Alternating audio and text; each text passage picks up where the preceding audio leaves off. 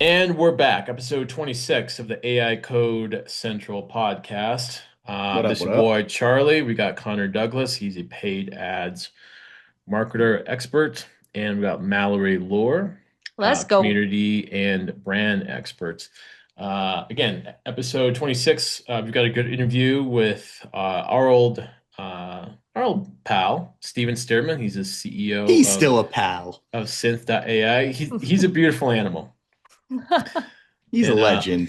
yeah, so for context, that is the project that Connor and I met on. I was doing the SEO. My agency was doing the SEO. Connor's agency was doing like Emails, analytics. analytics. Yeah, and I do remember that. And that was back in 2021. So that's how we met. And he transitioned into a pretty cool AI company that solves a really big problem in his niche. So good to chat with him. That was about, I don't know, 45-minute chat, would you say? 40, Yeah, like 45 40, minutes, 45 minutes. somewhere Again, it around there. Yeah. just covered a really interesting topic, at least to me, in terms of kind of that health space when it comes to leveraging AI, and super insightful. And like you said too, Charlie, it's just he's covering, I mean, he's tapping into a market that I just don't think anybody else is really at this point. So it sounds promising for him. I'm excited to see how he grows as time goes on. It's Yeah, and cool I stuff. think I think for me just trying to understand like how you really build trust in like the era of compliancy with AI, like what is that like? So Yeah, I'm curious to learn more about that. yeah, Yeah, for that sure. that was a good topic. So before we get into that interview, Mallory, what's been new this week as we play What's catch up? new? What's new in Mallory's world? Okay, let's see. So this past weekend, I love to make clubs. So I have a brunch club, I have a craft club that I Brunch just started. club. Yeah, Yes. brunch club. Yes. Different Okay. Nice. spot each month, right? So different spot each month. I think I said this in the last pod. It's been running for 2 years. It's on our calendar every month. It's recurring. So that way, like, look, if you can't make it this month, come on over to next month. Like I just instead of planning all these things all the time, I just wanted to like make it a consistent thing. And so now I have started a new club called Craft Club. And this week we worked on these little clay polymer magnets. I'm obsessed with craft TikTok. This is an avocado, although it may look Oh, like Oh, something look yeah. else. at that. That's cool. And this is a little cookie. So, anyways, Connor, obsessed with crafts right Connor now. These look like did things that they sell like in like I have a store by me. It's called Lockwood. Like everybody has their little gift shops and stuff, right? Like this looks exactly like things they would sell in there. That's so Yeah. cool. I love that. Did you make So mention, was it, well, it had to have been 2 episodes ago, where like it looks like one of those things, like you push the thing out, like the little poop comes out of yeah, yeah, the little poo thing, or you of a sweeze in the guy. eyeballs, like blast Yeah, out like yeah, really, the really eyeballs. big. Yes, the Yeah. slime, the slime. Yes, the slime things. Like those are cool.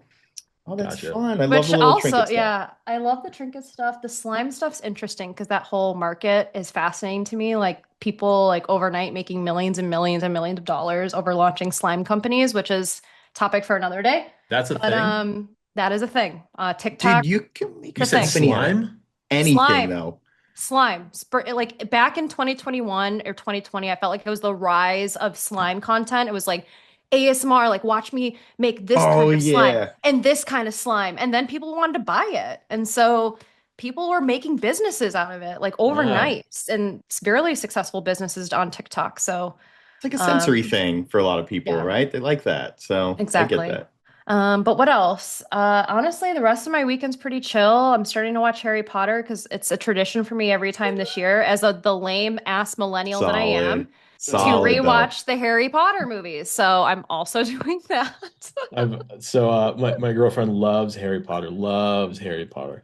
I told her a story when we were driving over the weekend that when Halo 2 came out, I was the Xbox player. By the way, I was such a loser. I was like I played Halo. I was actually a really good Halo player. I was like nationally ranked, like top 10 at one point.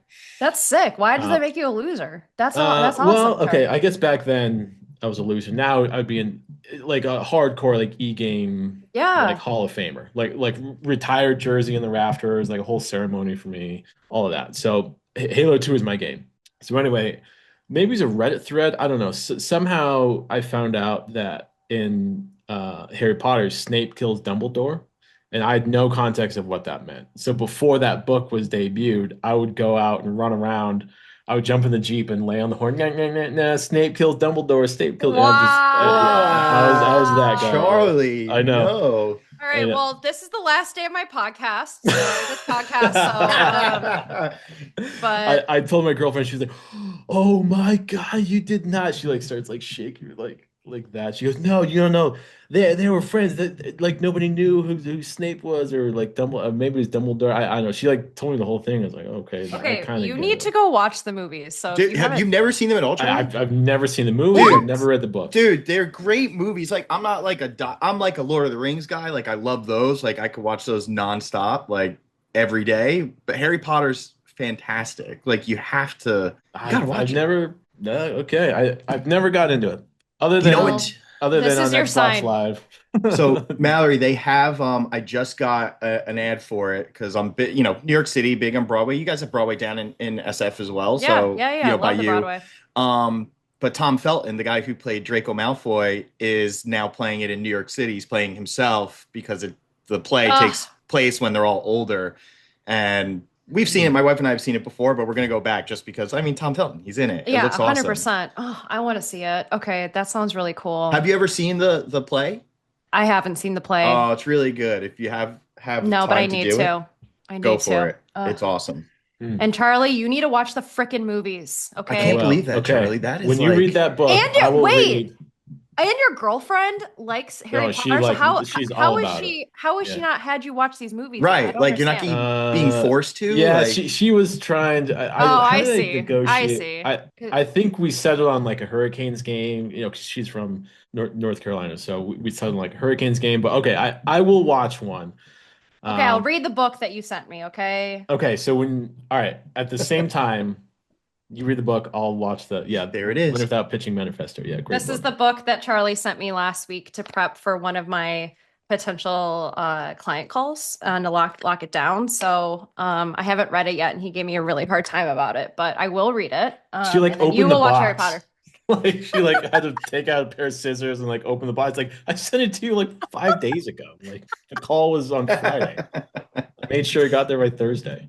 But Oh. anyways, Anyways, that was basically I don't oh, what else? Launched my Substack last week, which was really exciting. If you're curious to follow, it'll be a place where I post like all things brand, community marketing, sort of the intersection of AI and culture.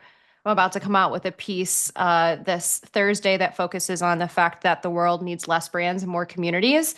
And I'm going to dig into that. And so, really excited about that. do you And then post I've every just been, Thursday? I'm trying to post every Thursday. That's my Oh, goal. Sign up to the It's to, Substack, guys. yep, dope. yep, Okay. yep. Is try and be really consistent there. And then I've been vibe coding and I've been enjoying vibe coding Yes. my portfolio site. And I'll probably end up vibe coding our agency site just to like start somewhere simple. But I've been having fun doing that too. So Isn't yeah. it crazy how you can kind of just fall into like you start the vibe coding stuff, really just leveraging AI for anything. Like I'm using it for script writing for two big projects, and I don't even hate it sometimes. I actually thoroughly enjoy it because it's just so cool to just go back and forth. And when you finally get like the output you want and you get it Yeah. right, you're like, yes, like the feeling of just accomplishment is so great when I'm using stuff like that. But anyway. No, it is for me too.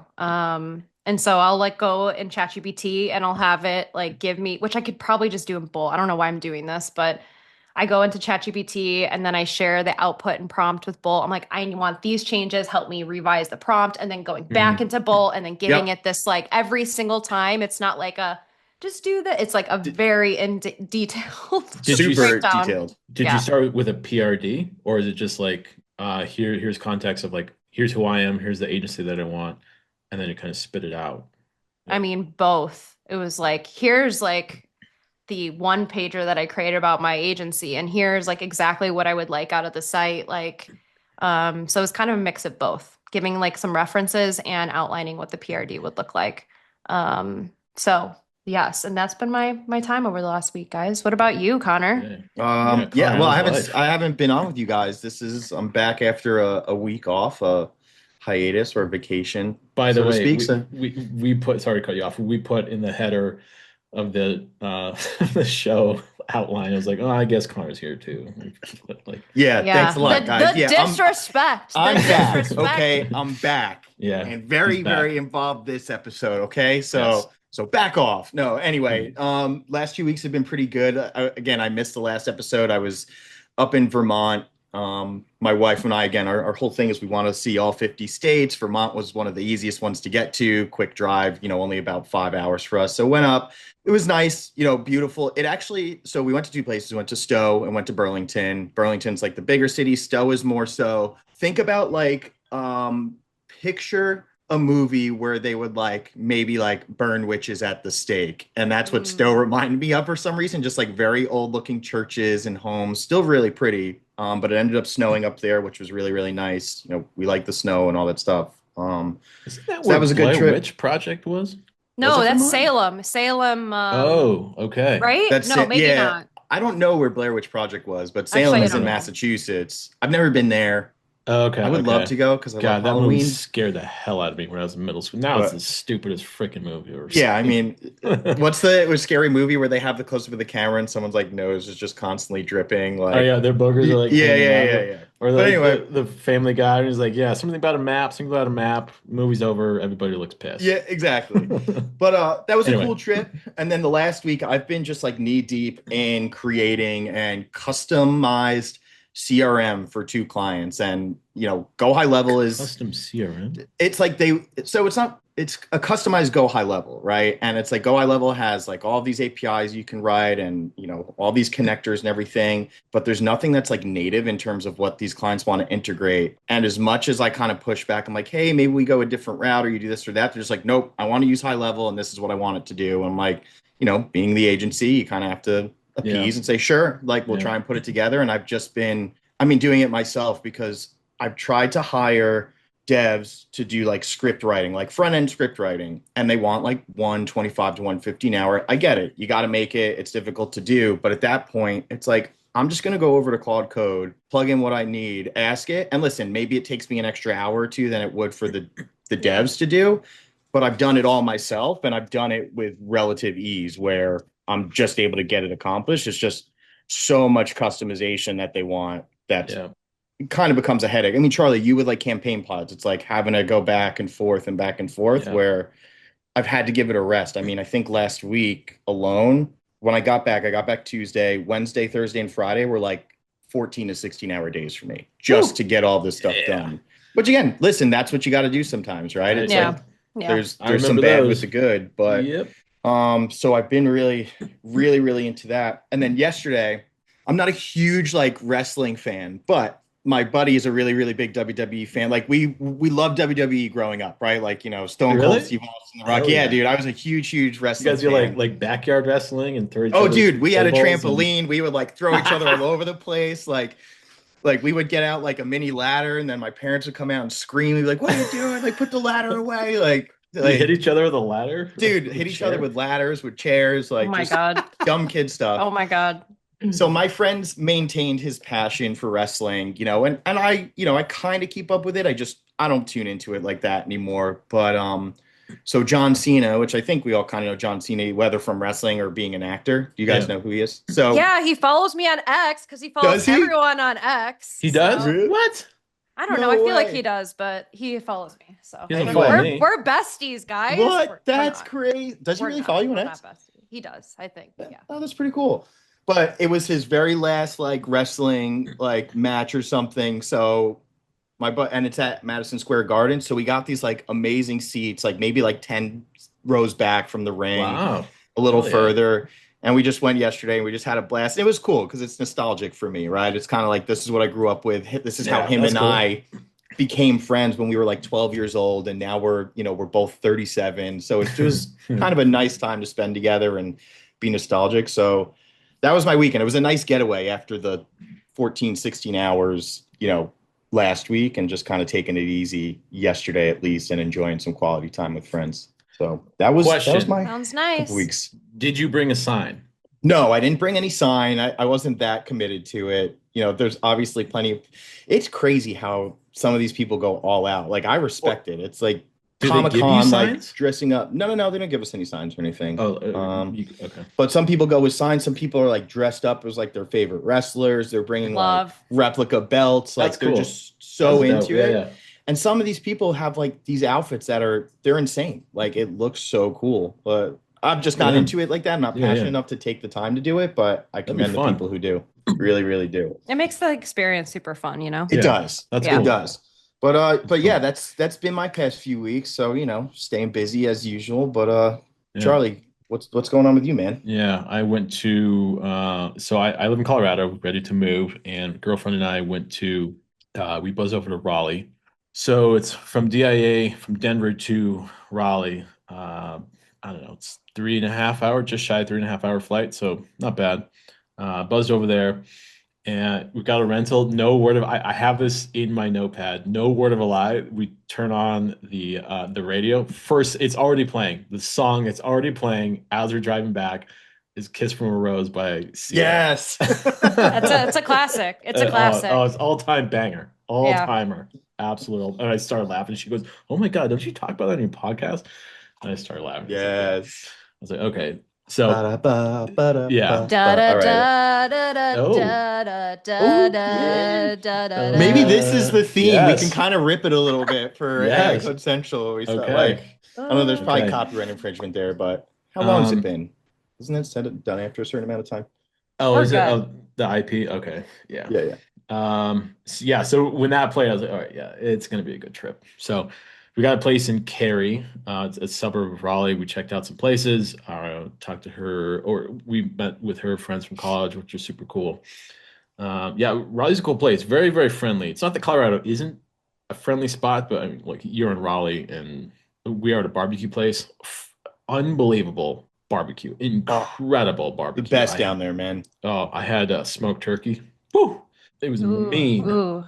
Although I Yeah. will say Texas barbecue I've reigns had yeah. supreme. Like Terry Black's, like there's just I don't know, it's so Yeah. good. Like, but Um, so Carolina we barbecue's great. we met up with her parents, and we went to the Canes game, Hurricanes.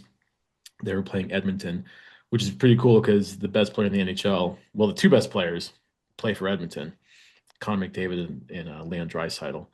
And so her parents were sitting right behind us. We're in front, and I was talking to the guy to the right. I was like, "Just watch number 97." Like the guy to my right didn't really know that much, so I was kind of telling him about it. I was like, "Just watch 97. Watch how fast that guy is, because he's an alien." And they ended up losing in overtime.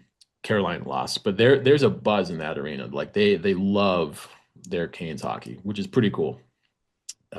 So that was Sick. cool. Yeah, it was cool seeing her parents. Her mom and I have banter back and forth, and Yeah.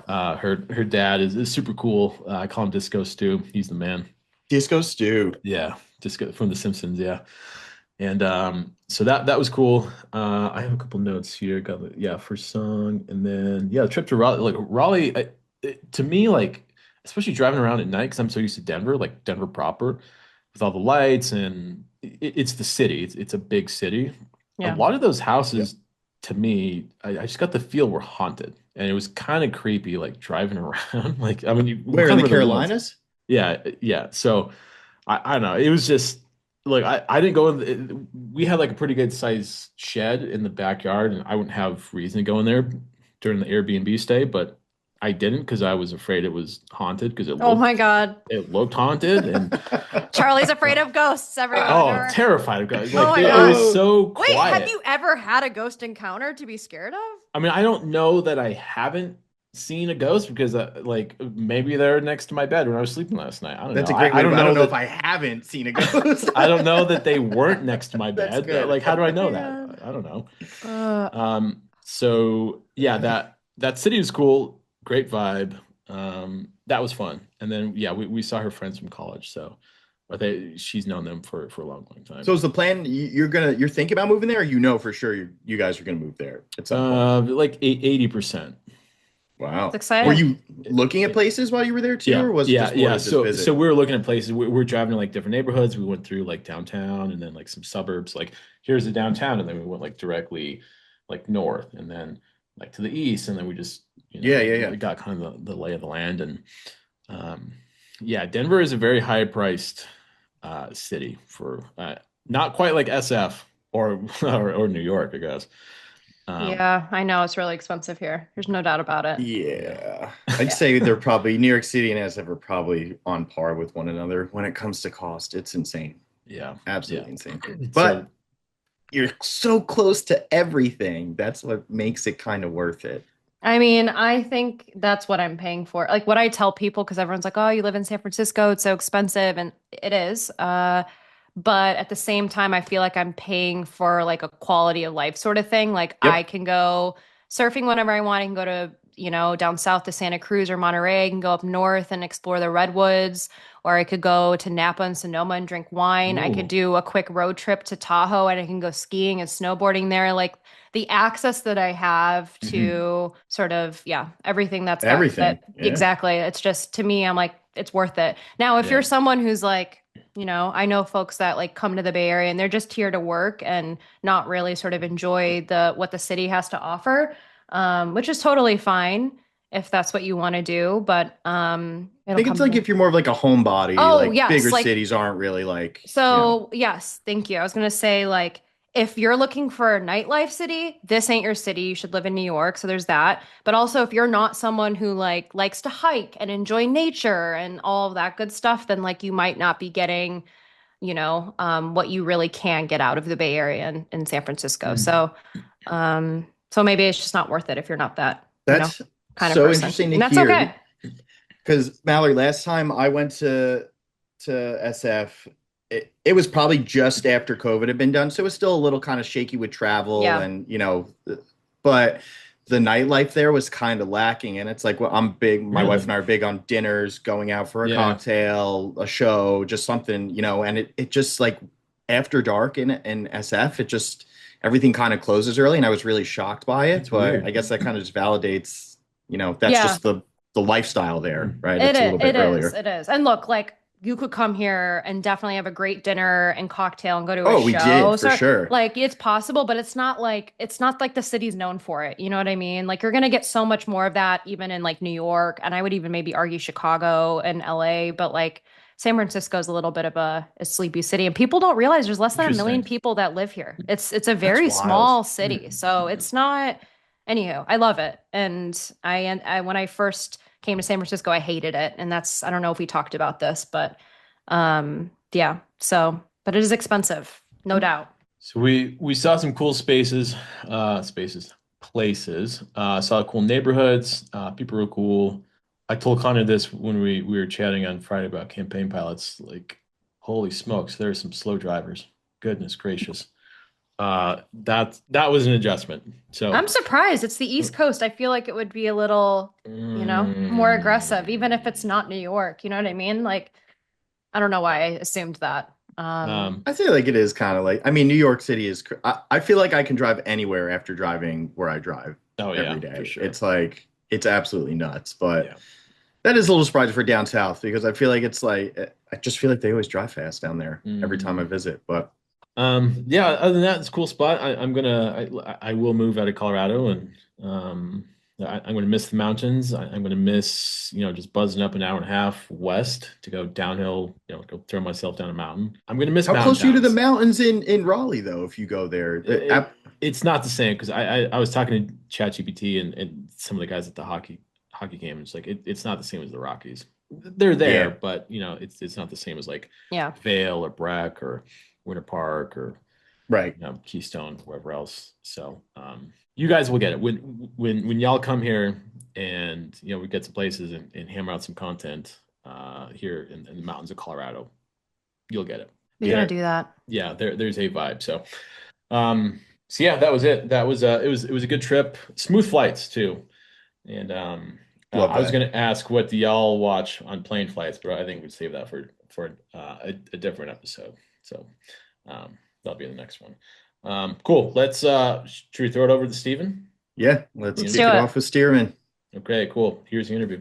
And we're here. We're sitting with Steven Steerman, the beautiful animal. He's the CEO of Synth.ai. We've actually worked together and many, many years ago, myself with my old SEO agency and Colin with his paid ads agency. So, Steven, thank you for taking the time and thank you for being on the show. Great to be here. I'm stoked. Legend. Stearman the Absolutely. legend. It's a Just to be beautiful here and animal. hanging out with you all. I mean, it's such a reprieve. I mean, you should see my calendar. It's full of product meetings and sales Uh, conversations. So this is a great That's right. respite. You showed me your calendar last week, and that just made This my is stomach turn, man. this is oh a great man. Well, respite. I Oh, promise you that. Right now, we're strategizing on continuing the conversation on how do we recreate our CRM for two different pipelines to manage leads from two different processes, and what are the sequences and what are the tags. So yes. this is a good respite. I'm excited to have some fun. This is a nice break. Well, I'm going to start off this interview with a funny email, and I told them before I hit record that this is the first time I ever sent kind of an FU in an email, and I'm going to share my screen here. So, look, Is if you this just actually is this mine? yeah, yes, this well, is stuff between you and Charlie, dude. It's it's a good great. response. So, like, if you're just listening, just pull over Here. and pull out YouTube because Yeah. Oh God, all right, this is great. I'm We going to share have my we have the screen. documentation. Oh, look, there From I So. am too. Yeah, 2021. 20 August 2021. Steven says, "What in the hell caused 25,000 worth of shit traffic?" Allie, Charlie, pop on Ahrefs or SEMrush and see just how highly the pages from April and May are ranking, plus traffic they're generating, et cetera, et cetera, et cetera. I basically said, look, not all traffic is good traffic. We're basically trimming the fat on pages. So this is for Elevate Holistics, which will kind of set the tone for like, the company we used to work together on. I basically said we're trimming the fat. Connor says, yeah, I'm okay with the loss. It looks like it was a bunch Look of at my waste for me marketing today. terms in there, man. Just lower hanging fruit, Yeah, honing yeah, in, yeah, dialing in. exactly. Such a That's it. savvy marketer. So like I was like, oh shit, like the client, like, oh shit, like Steven's pissed. All right. So I included some screen grabs. Here's some keywords ranking. Okay, uptick there. Okay, that's great. These are the qualifying condition pages. Steven then says, this is why I fuck with you. I come at you and you come back with fire. And then I said, no, dude. I just sent a middle finger. And then you said, Oh, ha ha ha ha Oh, ha. Yes, bro. We're gonna make great business partners one day. wow. Yeah. Good. I that's always hilarious. lead with professionality. Okay. Formality, Yeah, being yeah. a professional is definitely Yeah. what I lead with. Keep in So, mind that was also in 2021. So, I was You're only in the acting like that was so long ago. Right. It was like it feels like it like was a different lifetime. You know what I mean? I mean, It yeah, feels like a It different feels like it. lifetime. It feels Yeah, okay, like that's it. fair. That's fair. It does feel that way. It does. there's been so much happen. It's unbelievable. Now, yes. Catch us up I with your life. Like, what are you doing? What is synth? Give us a lowdown. Give us a wow, scoop, that's so man. good. I used to just say whatever I wanted in emails to people. I don't do that anymore. I don't do that anymore. I used to hold my vendors high, man, about high expectations, like Yep. show up or shut the fuck up. All right. Oh And my this just God. didn't Wait, so you're not really doing that now? Are you kind of like, is it more polished and professional? So if someone's like underperforming, is certainly. it like a very polite email where it's like, hey guys, I this think we need isn't to great? reframe our expectations. Saying things like Okay. There you we go. get to reframe. It's like, yes. So That's some growth. Okay, that's some growth. Good for you, Steven. yeah, Nice. thanks. Yeah, I appreciate it. 'Cause I always felt like the business environment was just so stuffy and boring and formal. Like, why can't we just communicate Exactly. like we normally communicate? Yeah. And then I realized that probably should be a little more polished because my wife doesn't appreciate if I was like, if I'm holding her hands like, ah, babe, you said you were gonna get this done today, but you didn't. I think we need to reframe expectations. Okay. She's like, okay, and he's dead. And then I'd be dead and y'all would be coming to my funeral.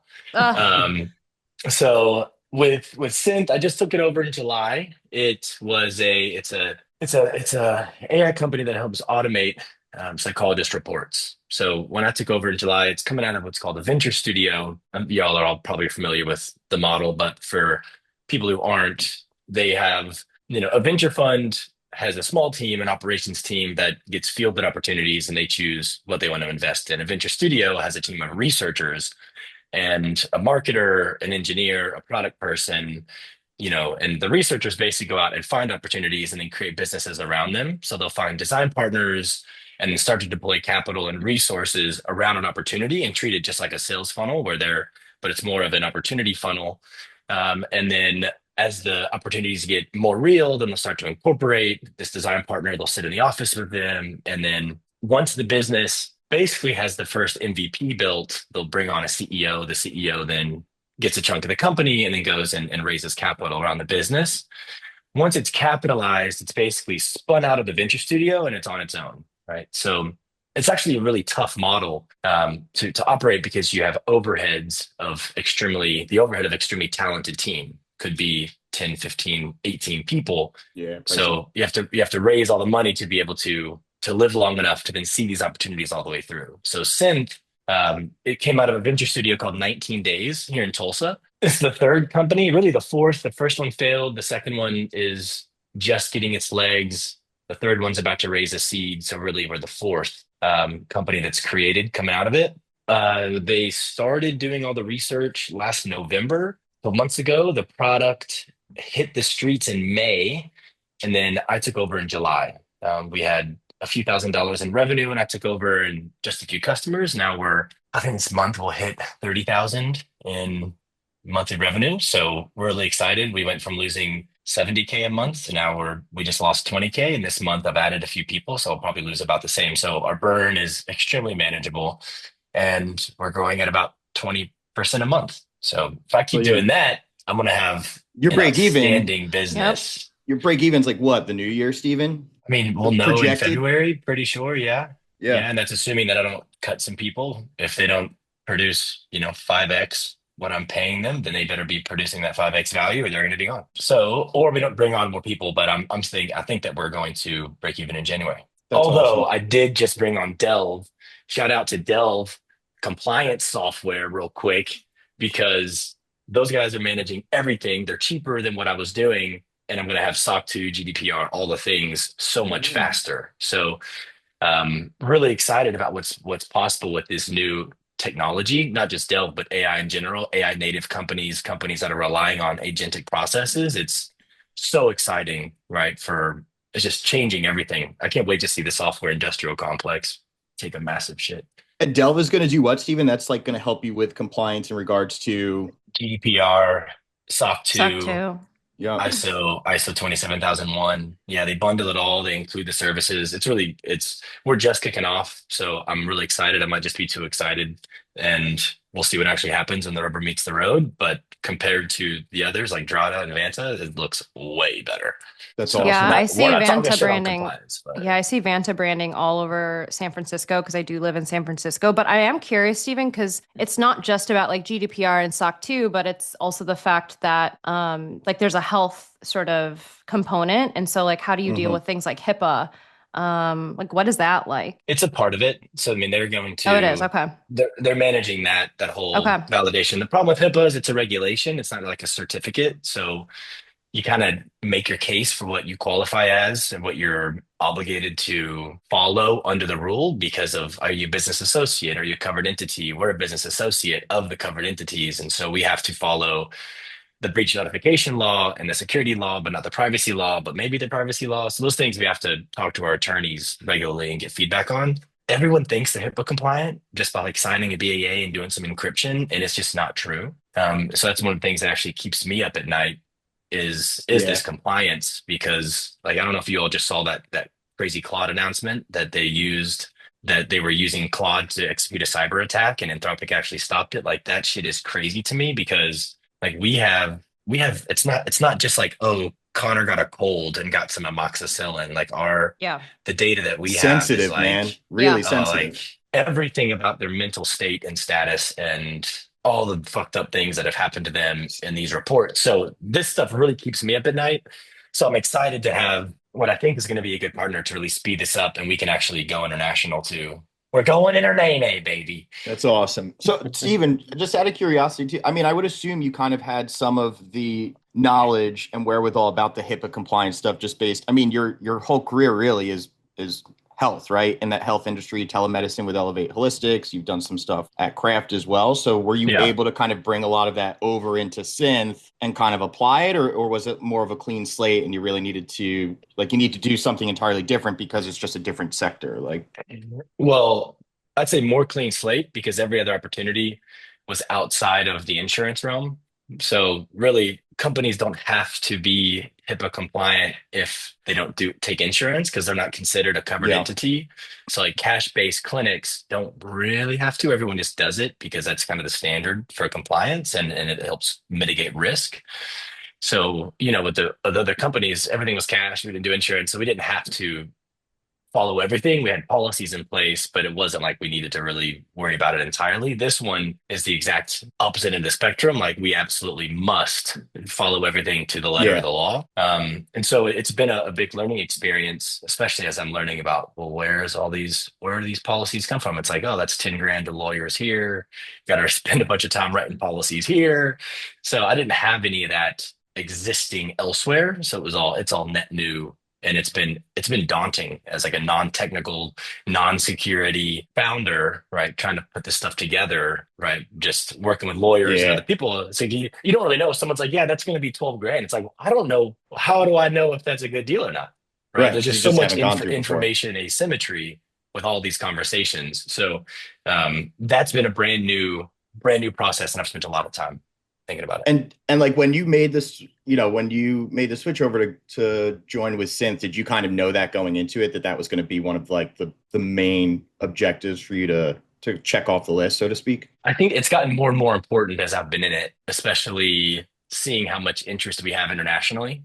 And internationally, security is taken even more seriously than here in some respects. And you look at some of the frameworks like GDPR, like it's just such a massive ball ache. And it makes sense why it's harder to do business in these places when you have to spend so much money on compliance Yeah. just to get really started, even in the market. But that's one of the reasons I want to do it, right? And we have interest. We have New Zealand, Australia, South Africa, the UK. I mean, it's amazing to see. So we know it has to be done so that we can open up those markets. Yeah. That makes a ton of sense. Plus, if we want to go enterprise, right, you kind of have to be SOC 2, Type 2 to even Yeah, have an enterprise absolutely. conversations. So, Well, we were kind of having this conversation, you and I know we spoke last week too about the approach, whether it's individuals or you go the enterprise solutions way. And I mean, you have to go that way, right? If you want to scale and you want to scale faster and make it worthwhile. So that makes a ton of sense. And I guess another question I have too is what really drew you to go along with Synth, right? Like, was there some like pitch they gave you? Was it just kind of taking a look at it and you're like, yep, this looks awesome, I want to jump on it? Was it the AI piece Yeah, that was missing? What really convinced you? like were you always wanting to get in the AI space and that was it? Or is it just like I like the company, like their mission and where they've been and let's go? yeah, a few different things. So I moved to Tulsa last December, right, to take over Craft. It's a concierge medicine group. And wasn't the CEO, wanted to be CEO again. And there aren't many software companies being built in Tulsa. Who would have thought? It's like not exactly the Shocker. innovation capital of the world here, unless you're in oil and gas. And so it was a combination of a few things. It was really the only opportunity.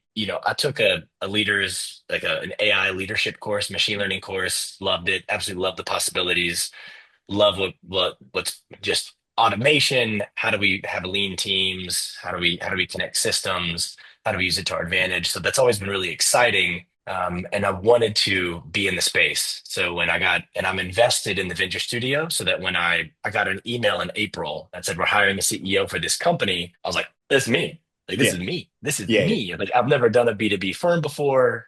I've always done B2C stuff. So Mallory, I feel you. Yeah. But wanted to try my hand at B2B, and I've never had like just built a software company. So it was all a big challenge. And I just continue to whoop myself. I'm just like, it's like, what can I do that's the hardest thing possible right now? And let me just do that.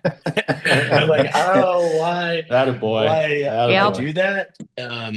But it's never, what was really exciting is that the lead velocity with the business is insane. Like all we're doing is advertising on Facebook, and we're getting, my calendar is full nonstop. I pay like $3,000 a month in Facebook ads, and I'm Wow. just getting business. It's like, it's the fucking craziest thing. So when I saw those numbers and I was going through the interview process, I was like, first of all, the sales process is much more like a B2C sale, just because Hmm. psychology practices tend to be 1 to 3 people. So it's much more like a B2B or B2C sale. I'm talking to business owners, right? So I don't have the minutia of trying to do big enterprise sales. I used to do that in the past. I was no good at it. So from just who am I talking to? What's the velocity and the intensity of the need here? I mean, when we're getting this many leads on this little of a budget, it's obvious that this is a problem. Like this is Yeah. a serious issue that needs to be solved. And then I got on board and started listening to these people. We've had customers cry because they're like, I can finally not spend my weekends. Like my husband's gonna love this. I don't have to spend my weekends. Like Yeah. I've been on calls with three people that have teared up, like, holy moly, like I finally can get my life back. Right. One woman said, like, I got a gym membership, but I haven't had one in 10 years, and I'm actually using it because I don't have to spend my nights. Right. It's like, it's all these That's awesome awesome things. So feedback that you can get to That's really pretty cool. it's cool. validate, yeah, everything that you're doing. So, Steven, like when you joined Synth too, I mean, I'm just really curious, like the whole build was already there for then the reporting aspect of it, it sounds like, right? The MVP was here. I mean, we were basically a user experience on top of some foundational models using some API calls, right? It wasn't like it was, Yeah. I mean, how much of these AI businesses are really just that? Yeah. Now we've Single now we've shot. changed it. So, you know, That was my we question. looked at How have you kind of taken it and transformed it since you've been in there? Like have you made a ton of changes to that? yeah, for sure, right? Right. We were doing all of our document analysis was basically Gemini and then the output was Claude, right? So we were running API calls. We were consuming the documents, packaging it with our prompts. The Yep. PDF was ran for data extraction on Yeah. Gemini Pro. And then we ran all of that extraction data plus our prompts into Claude Sonnet. At that point, it was 3.5 or something 3.5. Yeah. to generate the narrative, and then the narrative spits out on the page, and then they can use the AI to change their tables and change their whatever. So now we basically moved everything into Bedrock so that we can control and more easily switch out models. We've built extraction pipelines by file type. So that was a really big change. So that it detects if it's handwritten, send it one way. If it's a scanned document, send it another way. If it's a docx, extract it a different way. Sick. So those pipelines have been really cool. And then we've continued to focus on more specialized models. So if it's a handwritten document, use this model through this pipeline. So having that specialty, and we've also incorporated more open source. So, right now the problem with Hugging Face is that it's pretty expensive, but like Quinn has by far the best OCR, but it's the most expensive. So we're still trying to figure out how we're going to use this, right? So we've gone from just a couple models on the MVP to like 6 different pipelines, models, extremely specialized, and just continue to add compliance features and functionality to make it easier for the users. That's awesome. I mean, yeah, a lot of work. So really a big transformation from when you first started to now. And like you're saying, you're going to keep going through those iterations as well. What's the feedback? I mean, it sounds like there's a ton of positive feedback here, right? From psychologists who sign up with it. Mhm. Everybody's relatively happy with the report output, or have you gotten any feedback along the way that's helped you kind of, I guess, optimize the best word I can use, like I what feel that output like looks like? it's like it's the optimizing of the output, but it's also like how do you foster that trust with both practitioners and Hmm. patients, right? Like what is that like too? Well, yeah, we don't interact with patients at all. So Okay, so it's just the it's therapist. just the practitioner. Yes, the relationship is, you're going through your process with your therapist or your psychologist, and then as the psychologist is getting documents, they're uploading it into Synth, right? Okay. And then giving you the output. Normally, there's some sort of consent that they're using AI. The trusting with the data output is it's really tough, right? Because everyone expects AI to hallucinate a little bit, but what's the degree Yeah. at which it's acceptable? And there's a disclaimer that they have to review everything, but you only get a couple tries, and it's kind of like debits and credits. Once that account is at negative, they're not going to use the system anymore, and then it's like pulling teeth to get them in, right? So as we've made changes, we've shot ourselves in the foot sometimes because we're trying to run as fast as we can. Only have one developer. I've got a head of psychology and me, Hmm. where we don't have adequate testing. We're not writing test cases, right? So we've kind of blown up some shit as we're making these changes, and we've definitely lost some trust. But the way that we get that back is just by, I mean, I'm spending a lot of time with our customers.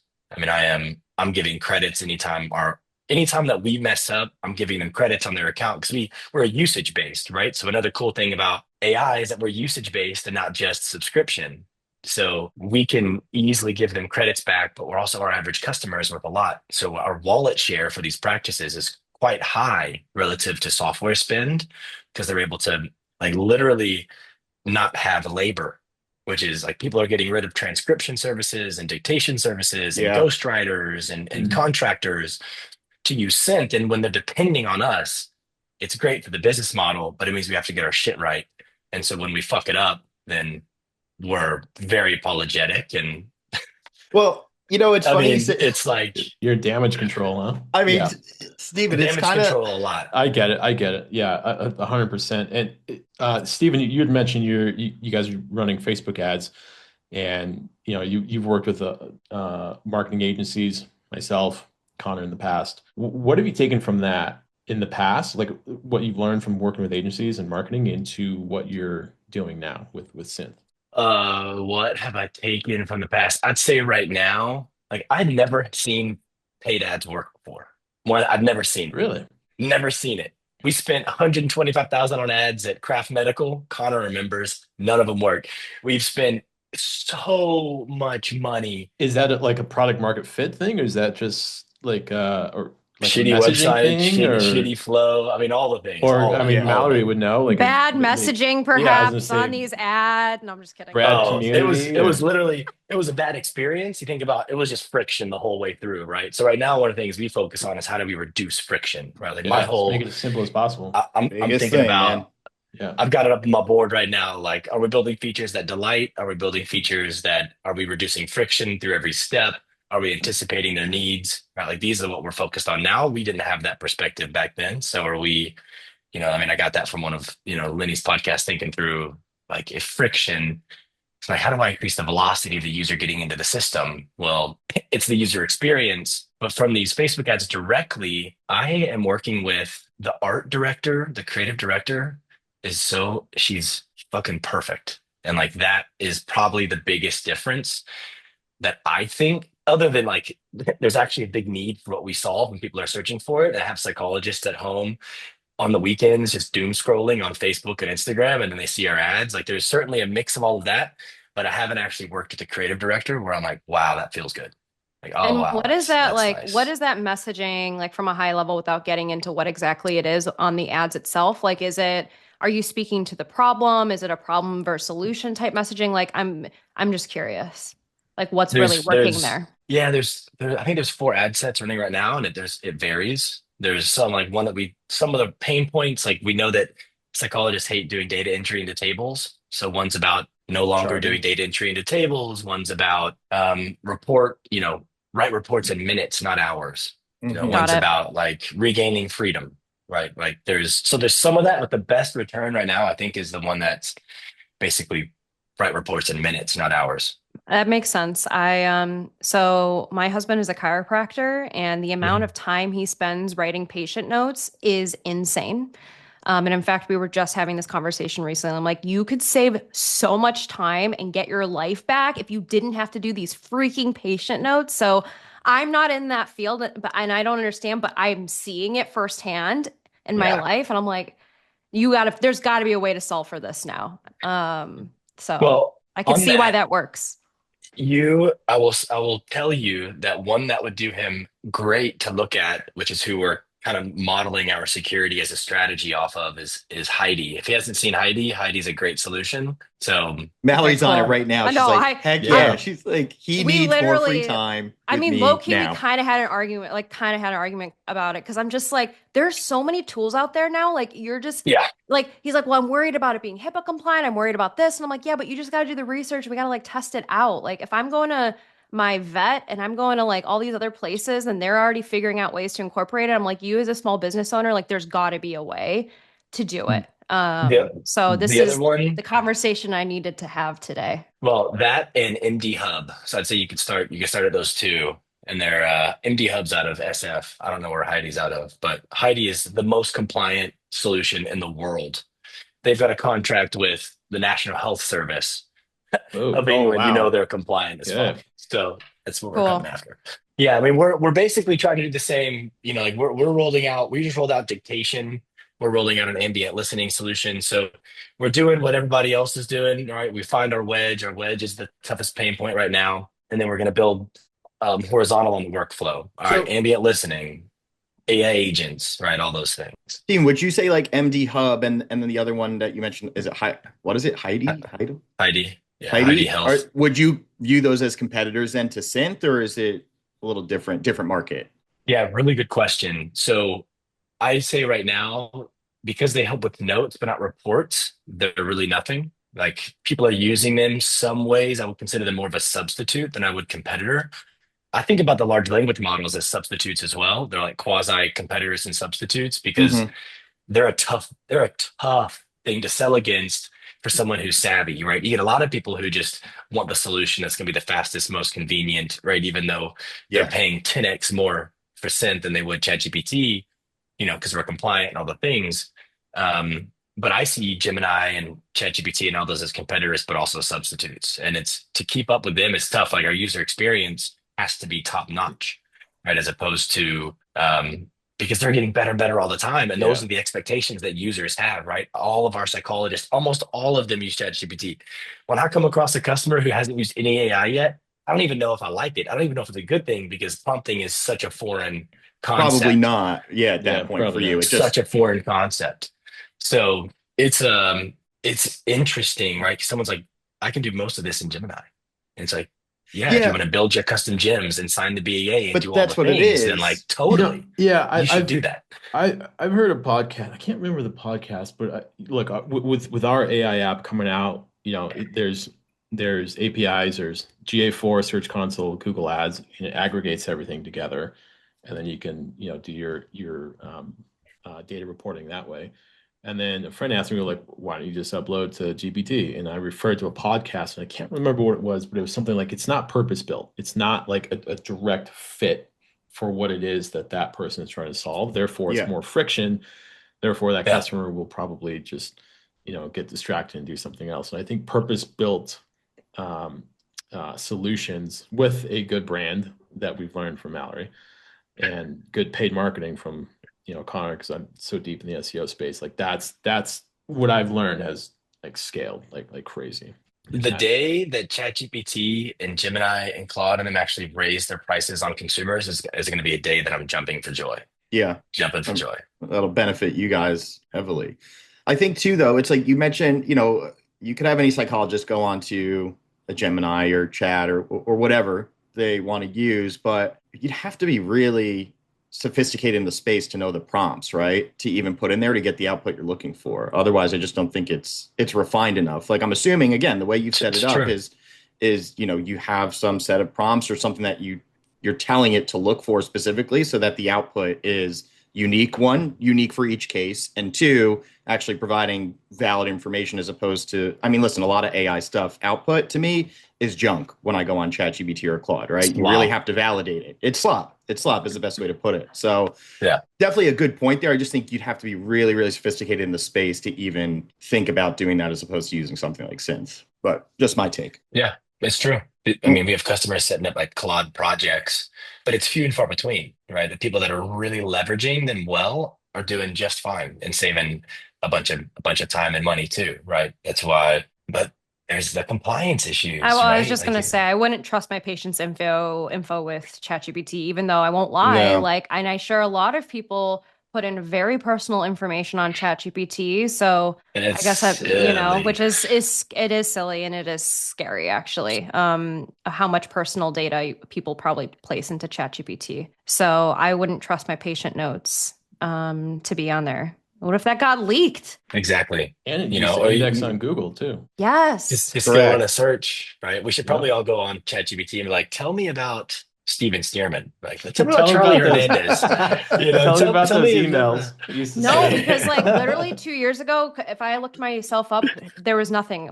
And then I looked myself up and now it has all this information about me. I'm like, where did it get this? Is it so Yeah. LinkedIn? weird, Like, dude. is It's it? fucking weird. So yeah. I'll Little tell you what I'm creepy in that thinking a lot sense. about. What I'm thinking a lot about right now as we're building our first self-service pipeline automations is like, how do I wow my customers in the first like 60 seconds, right? Like, how do I get them to Hmm. feel the magic in 60 seconds? Where like Synth is amazing because most other solutions, none other solutions, you can actually upload all of your documentation, right? We have people that upload hundreds of pages of stuff, and then you have a report, right? And that was the really great thing about the early, but as we're building, it's becoming more convoluted, right? Like, where do Mhm. we go? How do I build my templates? How do we do Yeah. this? Because people are asking for it, but like maybe just the 20% that are the hardest to please, another 80% don't find it's even necessary. So like, how do we actually build a solution? Gamma's CEO talks a lot about the company was basically going under, and then they spent 2 quarters optimizing for that first 30 seconds in the product. Well, we have something different, right? People have to give us documents or whatever. Well, how could we build this where maybe there's just like already loaded sample docs and then they get to watch it generate a report, right? Like, how do Yep. we, Oh, that's cool. that first 60 seconds, like, welcome to the account, Yeah. like, let's Yeah. look at a Onboarding. report, Yeah. I right? th- That's the ticket. I think that consumers and just people in general are expecting their first time experience with any AI tool to have that magic moment, especially with the rise of ChatGPT and Claude. And so I could see them just kind of being like, if it's not there, then like I'm churning. Even though there's a lot of value in what you're building.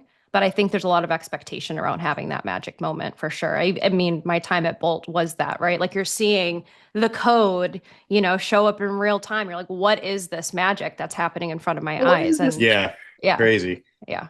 Just, I mean, the intuitive every time like ChatGPT 5 and then the agent mode came out. And like I spent a lot of time in these things. And a couple months back when I was in agent mode, I was like, oh my God, this is amazing. It's like, would you like for me to do this task? Would you like for me to perform this task next? This seems like the way you would like to go. Is this true? I'm like, yes, yes, yes, yes, yes, give me that. And how do we, that's what I mean. Like people have to experience this, right? Especially this is these companies are setting the bar, right? And with our experience, especially ChatGPT is trying to force people more to a voice form, right? Like engage with a voice. Do we need to do that too, right? Like how do we Yeah. like what are these new Yeah. form factors coming out? How do we, do we what's the most forward-looking state? Start there and then build the technology backwards. Like computer use is going to be here in a big way in what, 9 months, maybe? Like Claude was doing basic computer use like 12 months ago. Like this has to be about to be released at some point. And then can people just talk to Synth? Like, hey, I'd like to start a new report for Steven Steerman, birthday, gender is this, go into my files, pull in everything from this folder, and then bam, and then you can just voice and tell us what's going to change. Like that's where I really want to That's go. But I it. wonder Yeah. if users are even like ready for that, right? So is Is that there like your 2 year outlook for synth is really like, again, you're saying working backwards. So 2 years from now, that capability is most likely here already, and how you leverage that for synth moving totally, forward. Yeah. totally. Hmm. And I'm like, what do I Smart. even need to be able to do that? You think about this experience with doctor's offices. I was just in the doctor's office today and they still have paper forms, paper fucking forms. Crazy. I'm Yeah, like, this is crazy. You could have sent this to me in a 2025, link. I guys. know.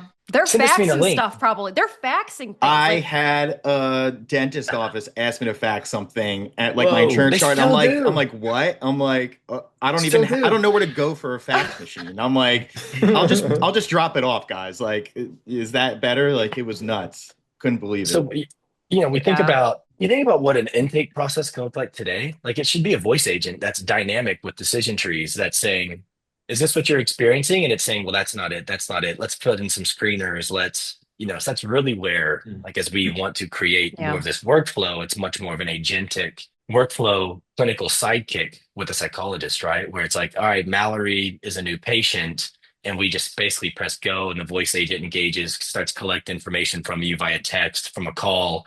It's going to produce a much faster experience because there is a user experience problem on both the patient side and the clinician side when it takes 8 weeks. Can you imagine if it took 8 weeks for you to get an MRI result? You'd be like, this is crazy. What's Insane. going on For here? sure. And But then it's but like $200 a psychologists, session at least, right? So like how much money did you just pour into a session every single week, right? give me Before my you even get to results, that. bro. Yeah. Give So me this feedback, right? Like I have an education.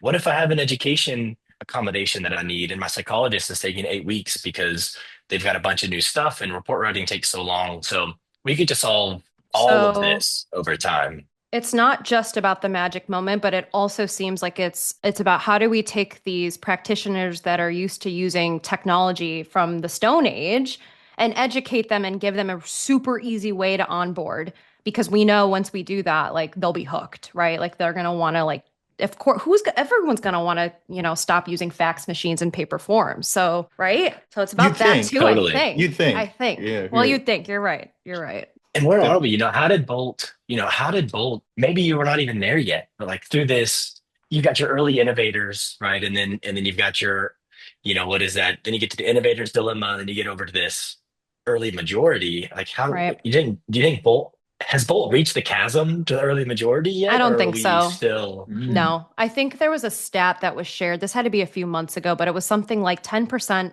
of Earth's population has utilized ChatGPT. So if you take that as a stat, drill That's a it down shit to load. all it is. But That's when you lower than I compare thought it would be, though.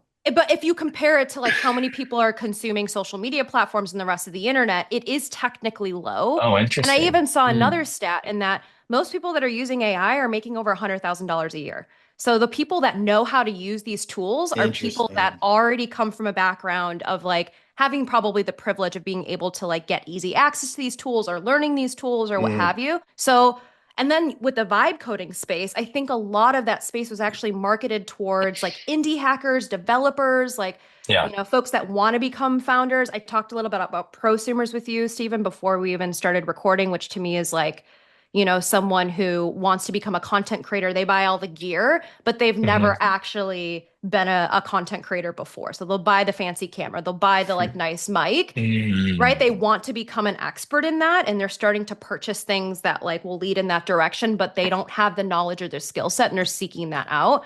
But I will say, I think that we're not even, when it comes to that curve, like we are still really early. Because if you take that 10% stat and drill it down to all of these different tools, it's pretty small. So I think that Innovation there's curve. still, and then on top of that too, I think like what I Early noticed, and this is adopters. probably not really something for you to think about, Stephen, but I think there's a lot of young people who are anti-AI. And so like, how do we change the narratives and the sentiment around AI? I think there's a lot of work to do there as well before we get to that, like we cross that chasm. absolutely. I agree with you, Mm. Mallory, too. Again, it's how to use it as a, an agent for good, so to speak, as opposed to just, again, kind of slop output for whatever it is that you want to find out or research. So, Wow. So you think that we're still in the, because it's innovators and early adopters and early majority. So do you feel like with AI in general, we're in the early adopters still and haven't really crossed that to the early majority? Or are we Maybe I still think the innovators? I mean, I don't know. This is a great question. I It's don't the know. Somewhere signal in too. between. It's How somewhere do you in know between there, you know? when it moves? Because like, I don't know. I live in my own bubble because I'm in San Francisco. Every ad I see oh, is around AI. totally. When There's I hate it bold because I'm like, billboards, right? what the Like fuck does lovable any of billboards this there. shit mean? Like, I don't even know. I've done the billboards, yes, for Bolt, but like, what does half of this stuff mean? I don't even know. And I work in this space. So that is like, it's whatever. But until like we're hitting like mainstream, I think that, and we're not there yet, I don't think with AI. Maybe mm-mm. you could argue maybe ChatGPT has kind of like been the start of that cultural phenomenon, but I think there's a Yeah, lot of work to still do there. right. So we'll see. I'm I've got my X algorithm completely dialed in on the SF bubble Uh, because I've just we were going to raise capital, and so I was looking at all the firms, followed the GPs, followed Yeah. YC and a bunch of theirs. So like the algorithm was just, and to see what these valuations, it is crazy, right? They're drawing comparisons to the dot-com bubble, but they're like, there's not a single dark GPU in the world. They're like, how can that be? Like, yeah. it's wild what's happening in the space and just see all the innovation, just like Delve or just like some of these companies. I just saw the most amazing looking CRM that just came out, and which I'll find it. It looks so slick, and it's basically like giving you the data when you need it and creating your profiles as needed instead of this static interface. It's Love like, that. That's cool. oh, it's so Was If exciting. I that don't have to use Lightfield? HubSpot anymore, I would be like, It Lightfield, was Lightfield, right? Yeah, Live you sent field. that to Okay. me last week, and it looks insane. slick. I mean, Insane. Live that's field. what I mean. It's like just the possibilities for almost, if manufacturing had just-in-time manufacturing like 50 years ago, it's almost like where just-in-time user experience is now possible. Like that's fucking sick. And like, get me that. That's badass. Steven, as we wrap up here, woo, we are cutting it tight. You are not I want to ask you one more question real quick for our audience. Our audience basically vibe coders and builders. You're not a first-time founder. You're a successful CEO. What's one bit of advice that you could offer somebody who is currently building and would transition into a CEO of an AI company? What's one bit of advice you could offer them? Somebody that's vibe coding and then to become like to Yeah, start their own and, company, and wants like to scale to, it. Yeah. to scale their own. Oh wow. I don't even know if Pressure's I'm on, man. yeah, man. It's Okay. like Better I'm be still good Okay. figuring advice too. I'm still figuring this out myself, right? I just Work think, with the right marketing That's agency. honest. That's Okay. honest, I'm though. still It figuring is. this out myself. I mean, Okay. it's been a really big transition to go from Elevate to concierge medicine and now running this company where like we don't even have a product person. And I think what I've learned a lot from my senior engineer is like really is like design is really important and ultimately creates friction within the organization. Like we need to be putting out POCs earlier and more often. And then as we track the user data, then we make improvements. So what I was trying to do was, all right, cool, let's come up with this thing. We'll get the designer involved, and then in a week we'll have designs, we'll get feedback. And then he's like, screw that. Let's put this out, track the data. People may hate it and we'll sack it versus putting time into this. Yeah. And Yeah. but I'm conflicted in that in a way because not that it's necessarily a moat, but like taste and design now and user experience is so important as a first Hmm. impression. So how do we balance like the need for speed and also the need for beauty. And I think that's been a big conflict that I'm dealing with right now.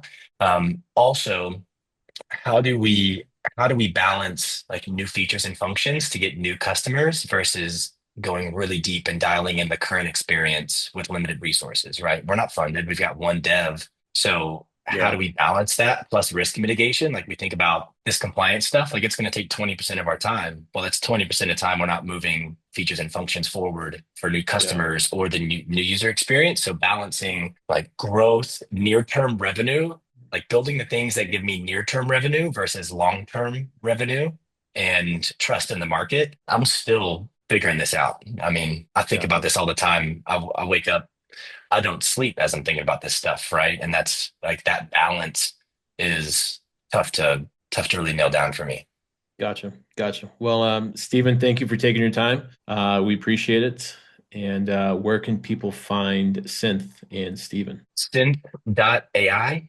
And then my email is ss@synth.ai. So Dope. hit me up. Sick bones. Cool, cool. All right. And we'll be back next week with a new guest. Peace. Thanks, Steven. Appreciate it, man. Thank you. All right, and we're back. Great interview with Stephen, the beautiful animal, as we called him.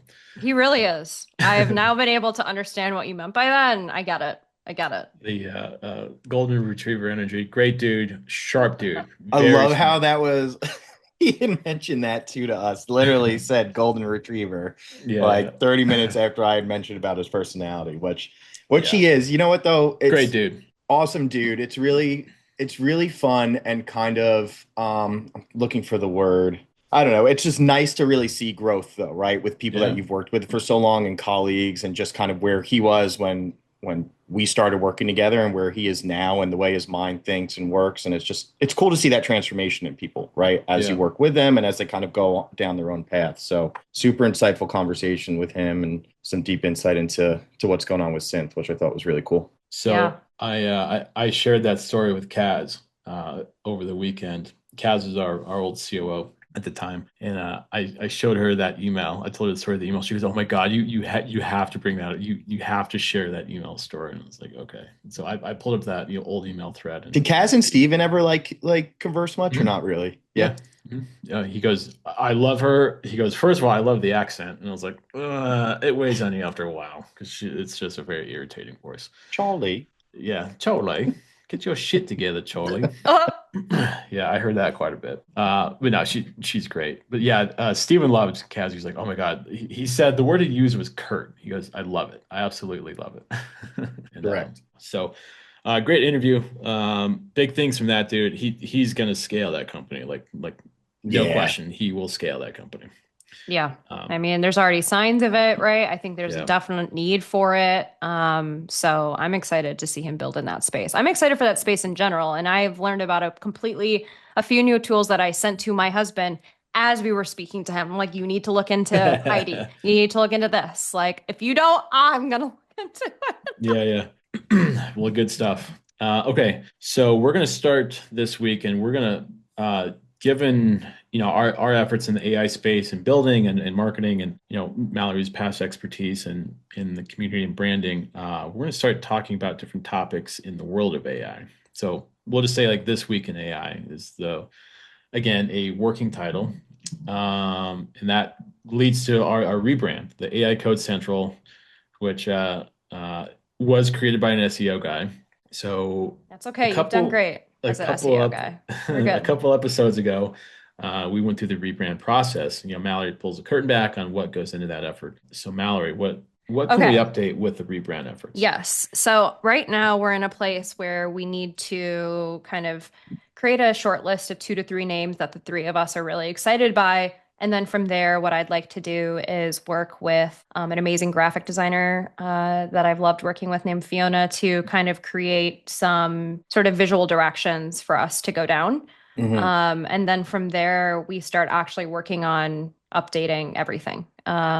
And so, yeah, this is where we're at with names. I think last week, Charlie, you mentioned that you were really interested in the name Launchpad.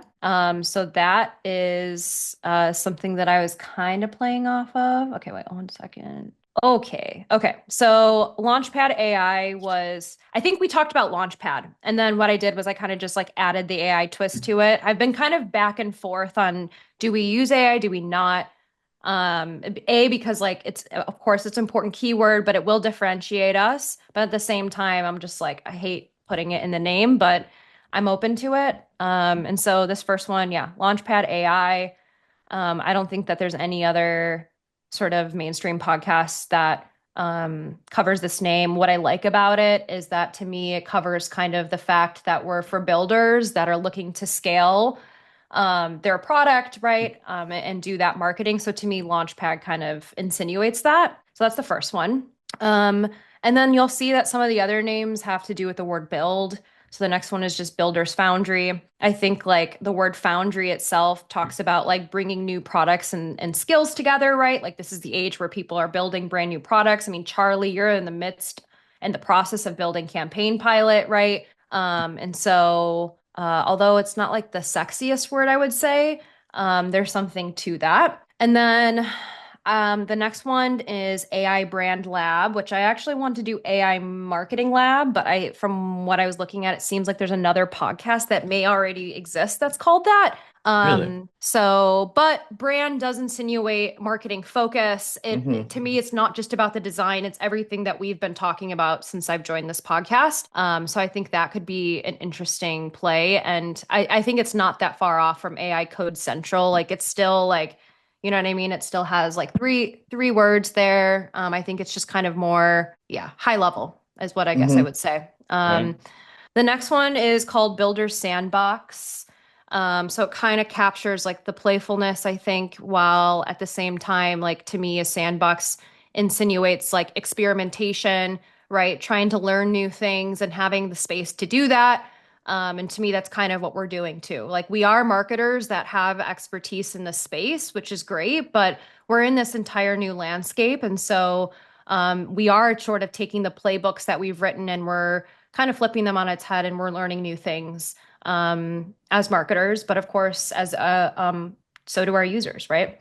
And then some other ones. This one's called Brand Launch Crew, kind of similar to there was another name called Build Crew that I was playing with. But yeah, I think this one's kind of self-explanatory. It's about marketing, it's about launching Hmm. things, and we're a crew.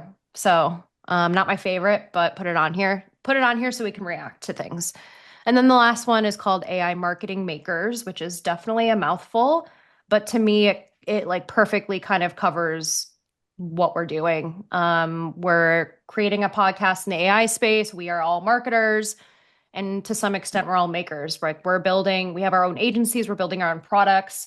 We're interviewing founders who are makers themselves. So with that being said, that's kind of the list that we have here and where I wanted to at least start from and hear what you guys think. You could hate all of them too. That's fine. No, This is to get us to get to like a level set place where it could be like, okay, we like this word, we like that word. Like, how do we take the feedback and then, yeah, I'm shortlist it to Okay. 2 or 3? you know? always so big on just like the how things are like enunciation and just how smooth it comes out, right? Like you have a great point. The bottom one, which is what that was marketing, AI marketing makers. It's a little bit of a mouthful, Well, not too much though. yeah. I think the one thing though too, and you guys tell me, right? It's like I'm always in marketing mode, marketer mode mindset. I don't know if like Builder's Sandbox, I love it. I absolutely love that one for some reason, but it's like it doesn't encapsulate the marketing aspect for me, right? It's more about Yeah. the builds, and that's kind of where it would start and stop. I wouldn't get that just from reading the name of it, but I may just be thinking way too marketing forward and not, not about anything else. Would so of these names, Connor, because I've been staring like I said, I've been staring at this for months. Which one stood out to you first? Launchpad AI, Builder Sandbox, Builder's Foundry somewhat, and then the last one just because it has marketing in it. So it's like those four. But if I like, and then I can order them if you really want to know. But No, that's um, helpful. yeah, I mean, those are the four that stick out. Launchpad AI sounds great. I just, you know what, for me, for some reason, it's like I look at Launchpad, and again, I'm doing all this go high level work, and it's like they have something called Launchpad within it, and I'm just immediately Mm, like, go high level, Launchpad. It's like one of their selections in the CRM to start got on the it. Launchpad What does it page. do? Oh, It's like the your home screen when you log into the CRM. They call it their Launchpad. So, okay. but again, I've been working in that for the past 2 weeks. I don't think everyone's going to think that. It's just the marketing aspect for me is just missing in Builder Sandbox, but I just love the playfulness of it, right? It's a little less serious. Yeah, it is. It's one of my favorites too. But you're right. It is missing the marketing aspect to it that something like a Launchpad AI has. And there's no AI play here either. And I can even just, Correct. I could play with this if that is like a direction we're excited by. Yeah, I mean, I love that one. Builder Sandbox really, again, it's like how do you just merge something in that either that captures the AI and the marketing Yeah. piece of it? I think the AI probably being the more important. Well, Builders kind of does speak to AI though, no? Somewhat, maybe not. A little Yes bit. and no. Yes, yes and no. Yes and no. I think in the space that we're in, though, it's insinuated or assumed that all Yeah, builders at this point will be using AI to some extent, yeah, especially when it comes to building. It doesn't have to be vibe coding, right? It could just like there's so many ways to use AI to build. So, The one that stuck out to me the most, can you scroll up when you're done there? The one that stuck out to me was Launchpad. I like that one, Launchpad AI. Because that also, if we can tie in marketing there somehow, and there's no mainstream podcast with this name, I think that also ties in our investing arm that we're going to be mm, doing as well. So Launchpad, like a takeoff kind of thing. I don't know. We can play with that how we want.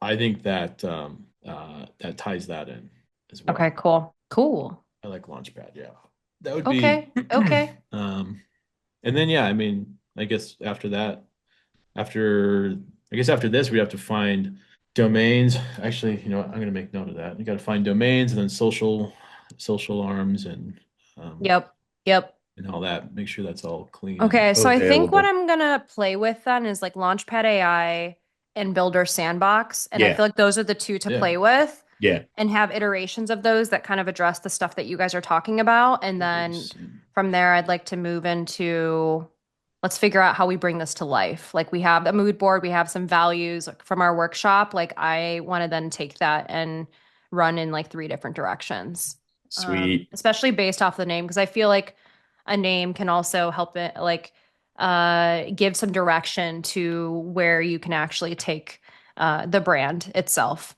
Hmm. So that's why I kind of want to figure this out first because it'll kind of, in my mind, set the tone.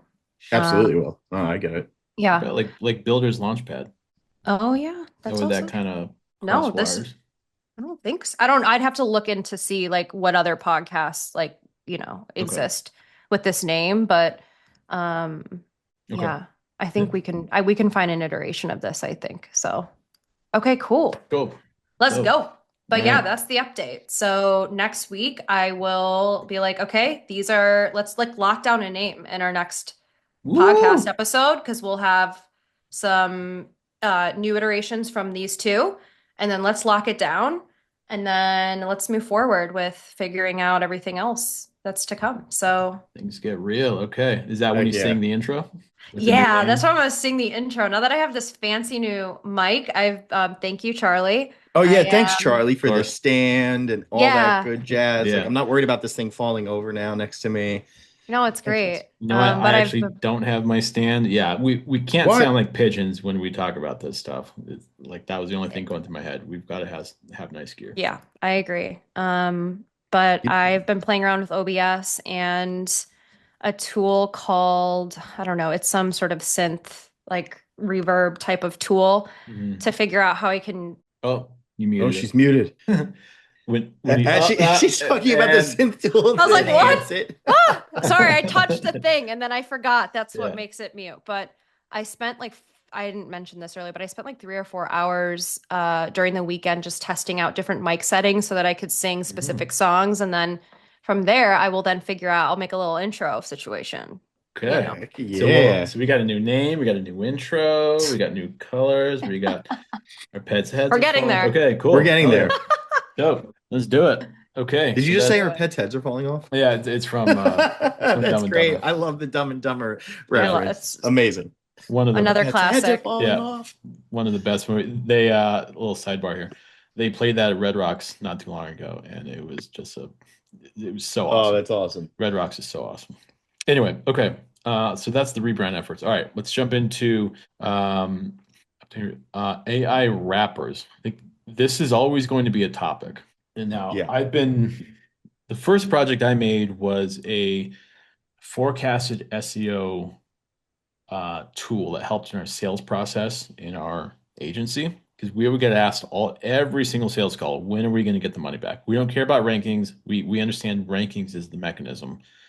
The end result is more income, more sales. When will we get our money back? Or at least 5x. At the very least, when are we going to 5x? And we made a tool. I stumbled into it and I made this thing. And then I learned about wrappers where we're basically on rented land. And that I really did not like that. That just that really chapped my rear end, as my old sales manager would say. So, Mallory, look, with your experience at Bolt, what are your thoughts on wrappers? And do you see that as bad or good, or like, do you think there's a time and a place for Be wrappers? I like mean, use case, no? Use cases, MVPs, Yeah. mock-ups, prototypes. prototypes, early stage products, like that you're trying to kind of test really quickly and get out into the market. I think it's great, right? Like that is what this technology has given us the ability to do, like basically build and ship faster so you can get that data. Mhm. But as like a long-term product, I don't think so. I think that at least within even just like the vibe coding space, it's such an example. When I first started working at Bolt, I was familiar with maybe like 3, 4 to 6, maybe max specific types of vibe coding tools: Lovable, Replit, V0, Base 44, Windsurf, Bolt. Like that's when I started there, which was in the spring of earlier this year. By the time I had left 7 months later, which is not even that long, I mean, I was going on LinkedIn and there were new in our Market Watch channel and Slack. We're constantly posting like new vibe coding tools that just came out of nowhere that Mhm. people are building. And so what happens is that it becomes really difficult, I think, to create that moat and that differentiating factor that makes you different from not only all the other AI wrapper type of tools you're competing with, but then the ChatGPTs of the world, the Claudes of the world, right? That are most likely going to kind of either build in that direction or support that direction. And I've heard a lot of people tell me like, well, look, like once you're for everything, you're nothing product wise, right? And I actually agree with that to some Yeah, extent. But I like, agree with that. Mm-hmm. if consumers are already using ChatGPT to like build a plan or write a script, why would it be that crazy for it to then build a website for you or a mock-up of a product as a starting point? To me, it wouldn't be all that crazy. So I don't know if that argument kind of works here, but I do think that as a long-term sustainable business, building an AI wrapper is not it. I think you guys probably know this too. Like, I think any business that's built or relied on like one or two platforms is going to be a death sentence That over was time, exactly my right? No like, bueno. yep, exactly what I'm No thinking too. You're bueno. so dependent on those one or two platforms to make everything else function that Yeah. again, it's not sustainable, and it's also, to me, it's not scalable in that sense either, Yeah. right? So you have two blockers there, but again, that's up for debate, I guess, but 100% agree. I I think you should own that customer interaction from A to Z. Like all of that should be your land, with your castle on it, with your moat around it, and you shouldn't have rented land on there. So to me, the plan with campaign pilots is, yeah, it's a wrapper, but I think as we scale and the moat that Mallory just mentioned, is your community, is your brand, and paid ads, all SEO, all like that, all goes into your app. Yeah. Would like Yeah. And to then like over time have too, like like real technology behind it, like yes. native And technology. then that was the missing piece, right? That I was about to finish your sentence was like all of those things are great differentiators, but then also on the product side, it's like you need to have that like one differentiating factor between you using a tool like, campaign pilots and ChatGPT as an example. Yeah. Yep. Yep. Yeah. 100%. Okay, gotcha. Okay, moving on. So let's jump into OpenAI spying on you. So this came from a short that I saw on YouTube of Jason Calacanis. Never met the guy. Obviously, he's a brilliant angel investor. Is he the biggest name in Silicon Valley, Mallory, as far as angel investors? Probably one of them. I mean, there's a lot of them though. There's like Peter Thiel, Yeah, uh there's a bunch of names. Reid Hoffman, there's, yeah. Mark Andreessen, there's Jason Kilconnett. Like there's quite a few of these folks. But I would say he's definitely like one of the more well-known angel investors and well respected, I think, within the tech space for sure. He was also a judge at the your Build-a-thon, Yeah, he was a judge for that too. which is Which huge. was Yeah. great. Yeah. And his short is saying that OpenAI is basically spying on you, which of course, yeah, again, you're on rented land. You're using their API for like maybe a single shot API call or whatever it is. They're going to use, to my understanding, they will use like the top use cases, I guess, or like the best use cases, and just take it. Totally rip it. I So think is absolutely nuts. But yeah, I mean, look, if I put out campaign pilots and it was my native technology, and like I wanted to build like an ecosystem or like an operating system, which is I guess what they're building. I mean, yeah, I mean it's my right to do that. Why wouldn't I? Of course I will. Yeah, Yeah. yeah, I, I'm I going to get do it. I it. just think it's also right, like the capability for on like the OpenAI side, right? For to spy on something and spy on a build, it's like they have the resources and the means to get it done 20 times faster than like somebody else. And that's where the issue arises for me, right? From an ethics standpoint, is it's not really a fair shake, and now you're monopolizing the space too, right? Yeah. And that's where it really becomes a problem. But It's the behemoth. Yeah, well, it's the poker. It's the bully at the poker table. Like you just nudge everybody else out and just take all the chips. So Yeah, it's crazy too because I think that, and I feel like maybe I'm speaking for myself a little bit here, and I'm not saying to do this, but I've put so much personal information into ChatGPT, like when it comes to my health, like very specific things, and I like OpenAI has this access to data that like no other company would yeah. like I just feel like people are so willing to share everything that they want about ChatGPT so that they can get a deeper understanding of themselves, and like that to me is great, but it's a slippery slope of like this yeah, now being the problem.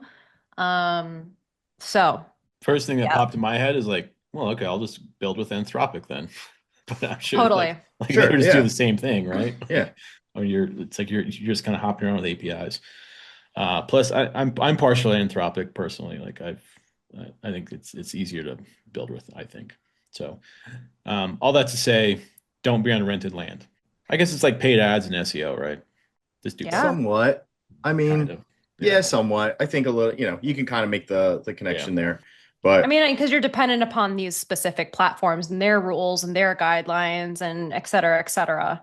And that yeah, is like a great example of that, especially when it comes to paid ads and how, honestly, it's such a pain in the ass. Sorry, and not to rant about it, but I feel yeah. like you need to have like a freaking PhD to just navigate the business manager with Facebook. But the point what I'm oh trying to God, say Yeah, sorry. I've never, you know what? Connor brought It's that up. bad. I've never done it. Okay. Well, they also, not to, I know we're gonna go, I could go off I'm on like, this for oh, it's so hours bad. because they just build on top of what's already been built Yes.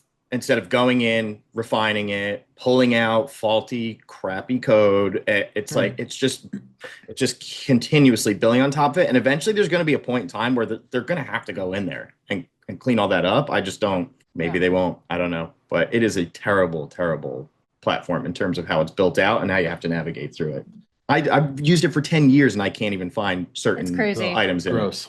Gross. It's It's crazy. terrible. Don't get Gross. me started on Okay. this. It's anyone who's listening who has to dive into Facebook Ads Manager. I'm sending so much We love feel and your pain. positivity your way Yeah. because it's honestly terrible. Yeah. So, but what I was gonna All say right. though is that like you like as a paid marketer, you are sort of dependent on these platforms to to some extent. So, I can see that connection. Okay. Yeah. Yeah. Moving. Okay. Last topic. Moving along. A16Z, Andreessen Horowitz launches new media fellowship. Yeah. Mallory, this is your space. This is like you're the first. Look at I was like, Mallory's oh, smile. yeah. She's like, heck yeah. I know. I mean, I'm smiling because like Like, I thought about applying to this. I've can you, had some folks tell me about it, so I'm like, ooh, this is really interesting. yeah, can you summarize this and what are your Yeah. thoughts on it? Okay, so Andreessen Horowitz is launching a new media fellowship program, and it's an 8-week program for operators, creators, storytellers, marketers that are responsible for really sort of shaping the future of media. And so, as like if you're a part of their program, you'll get sort of insider access to sort of the A16Z ecosystem. You'll get to like, be a part of exclusive workshops. You'll get to like learn alongside ambitious founders. And yeah, I mean, I think this is really interesting because, and this to me, like this actually kind of draws back to our conversation with Steven, but like taste and aesthetics, I think are going to be more important than ever before, especially with the rise of generated AI content. hmm And knowing what's about to kind of take over our ecosystems in the next few years, if it hasn't already to some extent, right? And so, how can we sort of shape, like, how can we learn from one another and like shape that and like through their program? I think would be really interesting to be a part of. Because what I also mentioned too is that like as marketers, we're taking our playbooks and we're kind of flipping them upside down to some extent. Yeah. And so I think that this is a time to kind of rethink how we've done a lot of storytelling and marketing in the past. And which is why I'm like really curious to potentially sign up and be a part of it. But yeah, so if you're listening and you are someone who, checks some of these boxes, you should definitely look into it. I believe you have from now until the end of the year to apply. And they have a lot of cool speakers on their panel that you're going to get access to, like Mark Andreessen, like Lenny. Oh, So I wow. feel like they've got a really strong lineup of, fellows that you'll be hearing from during this program. Awesome. Yeah. Yeah. That's awesome. I saw a post. I'm going to summarize it. It was from Sanjay Blackdale G. I hope I'm saying that right. And the gist of it, I'm going to scroll down a little bit. It says, for decades, the model was build a product, raise capital, use capital by an audience, paid ads. The world's top VC is now publicly admitting the capital alone isn't the moat it used to be. Tech isn't even the moat. The only Yep. true scarce resource left, pardon me, attention that translates into trust. And then it goes on into really now it's that community is that new moat, and this is teaching founders how to do that. So I thought that was quite interesting. I think I saw that maybe Sunday or maybe it was yesterday. I don't remember when I saw that, but I thought that was very interesting. So Mallory wanted to get your perspective on that. So as we wrap up here, is there anything else you think in the world of AI that's stuck out? That one from Jason Calacanis, that stuck out the most to me. And I was like, oh shit. Yep, that's Big Brother. They're just gonna do what they want. Yeah, Yep. it stuck That's the out, but it's biggest not one. surprising, which is No. sad, which is sad because it's like this is where we are with these big corporate companies, not just in tech, but just across all these industries. Is just such a massive loss of trust because they're willing to screw over consumers in order to make their shareholders happy. And we're just seeing that, I think, across the board with so many insurance companies, I mean, food companies, right? I'm not talking about just tech. So it's Big just like pharma. not surprising, but it's like big pharma, right? But Yeah. it's just like bummer, you know? Yeah. Well, cool. All right. Next week we'll be back with episode 27. We do have a guest on there. He's a badass. He was a very early investor in Lovable. His name is Christian Peverelli. He's a builder, Exciting. and he's got a sales tool that helps with CRM and sales. So it helps Love builders that. with customer acquisition. So I will have plenty of questions for that dude because Yeah. I've been through that, not in the AI space, but before when I sold ads, 3-time salesman of the year. Thank you. I had a certain CRM that I used, and I hated it. I couldn't stand the freaking thing. So Well, I'm excited to chat with him too because I know that Lovable today just announced that they've crossed 200 million ARR. oh, I And saw that. so Wow. as They're someone 1 year who's old, right? they're 1 year old, they just crossed Yeah. 200 million ARR, which is like absolutely unbelievable. And so I'd love to kind of hear his thoughts from like an investor POV around what it's like to be investing in a high growth unicorn startup. That'd be bananas. Sweet. Like, how do you even get word of a deal like that? Like, oh, here's a Swedish entrepreneur raising capital. Like, how do you even? I Right guess that's a place, right time, right connections. It's Yeah. I think it has to do with a lot of that. Yeah. Okay. Cool. That does it for episode 26. We'll be back next week. Peace. Bye everybody. Peace.